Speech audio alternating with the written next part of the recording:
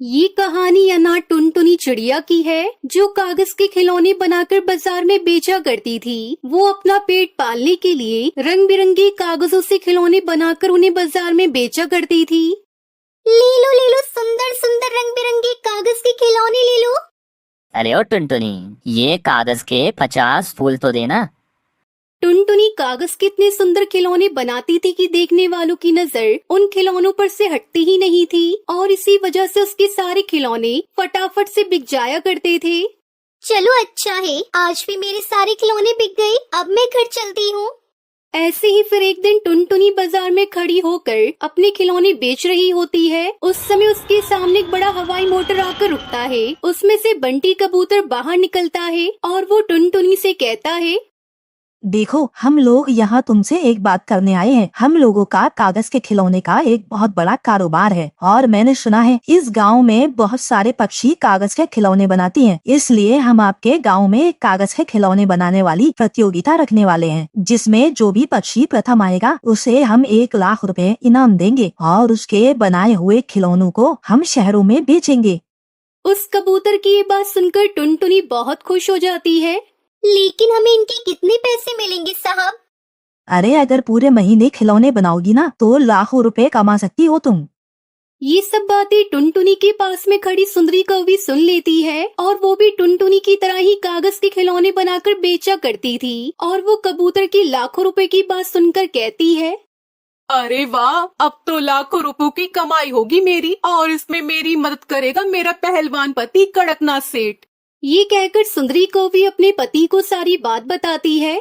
देखो जी, अगर आपको हर महीने लाखों रुपए चाहिए तो आपको मेरा साथ देना ही होगा। अरे आपको पता है ना कि इस पूरे गांव में इस टुनटुनी चिड़िया से अच्छी कागज के खिलौने कोई नहीं बनाता और अगर वो इस प्रतियोगिता में भाग लेती है तो भला मैं कैसे जीत पाऊंगी। अच्छा, तो ये बात है, तो तू चिंता मत कर, मैं उस टुनटुनी को देख लूंगा। ये कहकर कड़कनाथ से टुनटुनी चिड़िया के घर जाता है और उससे कहता है, ओए टुनटुनी, मेरी बात ध्यान से सुन। अगर तूने उस कागज के खिलौने बनाने वाली प्रतियोगिता में भाग लिया तो मैं तुझे इस गांव से धक्के मार के बाहर निकलवा दूंगा और तेरे इस घर में आग लगा दूंगा। ये कहकर कड़कनाथ सेठ वहाँ से चला जाता है। लेकिन टुनटुनी चिड़िया बहुत ही बहादुर हौसला रखने वाली चिड़िया थी, इसलिए वो अपने आप से कहती है, अब तो चाहे कुछ भी हो जाए, मैं इस प्रतियोगिता में जरूर भाग लूंगी। और इस तरह कड़कनाथ सेठ के खूब मना करने के बाद भी टुनटुनी इस प्रतियोगिता में भाग लेती है और उस प्रतियोगिता में जीत जाती है। अरे वाह टुनटुनी, हमें तुम्हारे कागज के खिलौने बहुत पसंद आए, इसलिए अब तुम हमारी कंपनी के लिए कागज के खिलौने बनाओगी और ये रहा तुम्हारा 1 लाख का इनाम। मुबारक हो। जब टुनटुनी की जीत का पता कड़कनाथ सेठ को चलता है तो वो आग बबूला हो जाता है। उस टुनटुनी की इतनी हिम्मत कि मेरे मना करने के बावजूद भी उसने प्रतियोगिता में भाग लिया। अब मैं उसे नहीं छोड़ूंगा। वो अपने कुछ साथियों को लेकर टुनटुनी के घर जाता है और उसके घर में आग लगा देता है और टुनटुनी के घर वापस आने से पहले ही उसका घर पूरी तरह जलकर राख हो जाता है। और अपने घर की ये हालत देखकर वो फूट फूट कर रोने लगती है। उन लोगों ने मेरे घर को जलाकर राख कर दिया।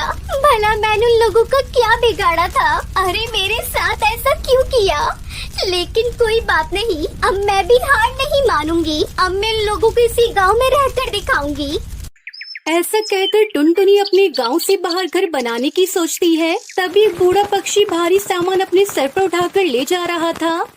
अरे बाबा, आप ये सामान मुझे दीजिए, मैं आपकी मंजिल तक इसे छोड़ाऊंगी। तभी वो पक्षी एक परी के रूप में बदल जाती है। टुनटुनी मैं एक परी हूँ और मैं तुम्हारे बारे में सब कुछ जानती हूँ, इसलिए मैं तो बस तुम्हारे इंसानियत की परीक्षा ले रही थी, जिसमें तुम सफल हुई। मैं तुम्हें कुछ ऐसी शक्ति देना चाहती हूँ जिससे तुम कागज के खिलौने बनाते समय जो कुछ भी सोचोगी वो कागज वैसा ही बन जाएगा। इतना कहकर वो परी वहाँ से गायब हो जाती है और टुनटुनी खुश होकर इधर उधर से ढेर सारे पेपर इकट्ठा करने लगती है और दिन रात लगकर कागज के कालीशान घर बनाकर तैयार कर देती है, जो कि दिखने में बहुत ही ज्यादा सुंदर होता है।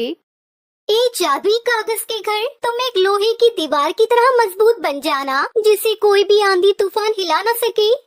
टुनटुनी कितना कहते ही वो कागज का घर लोहे के जैसा मजबूत हो जाता है।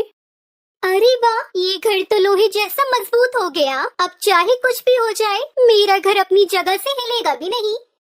ऐसे ही कुछ दिन बीत जाते हैं।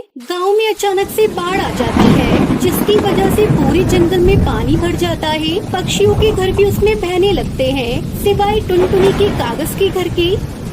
सुनिए, जल्दी कुछ करिए, वरना हम लोग इस बाढ़ के पानी में डूब जाएंगे। बस उस टुनटुनी का ही कागज का घर है जहाँ हम लोग सुरक्षित रह सकते हैं। फिर सुंदरी और कड़कनाथ सेठ कुछ और पक्षियों के साथ टुनटुनी के पास जाते हैं और उससे माफी मांगते हैं। कोई बात नहीं, आप सब मेरे कागज के बने घर में आ जाइए। फिर वो सब पक्षी टुनटुनी चिड़िया के बने कागज के घर में रहने लगे। ऐसे ही कुछ दिन के बाद बाढ़ का पानी खत्म हो जाता है। तब कड़कनाथ सेठ टुनटुनी चिड़िया से कहता है, तुम्हारा बहुत बहुत शुक्रिया टुनटुनी, हम तुम्हारे घर की वजह से यहाँ जिंदा खड़े हैं। अगर गांव में हर किसी के पास तुम्हारे जैसा कागज का घर हो तो हर कोई बाढ़ में सुरक्षित रह सकता है। तो क्या तुम हम लोगों के लिए भी ऐसे ही कागज के घर बना सकती हो? इसमें जो भी खर्चा होगा वो मैं दूंगा। और फिर सब पक्षी मिलकर कागज का घर बनाने में टुनटुनी की सहायता करने में लग जाते हैं और कुछ ही दिनों में सभी पक्षियों के जादुई कागज के घर बनकर तैयार हो जाते हैं। और उस दिन के बाद से उस गांव में कोई भी बेघर नहीं होता और हर कोई पहले की तरह हंसी खुशी अपने कागज के बने घर में रहने लगता है।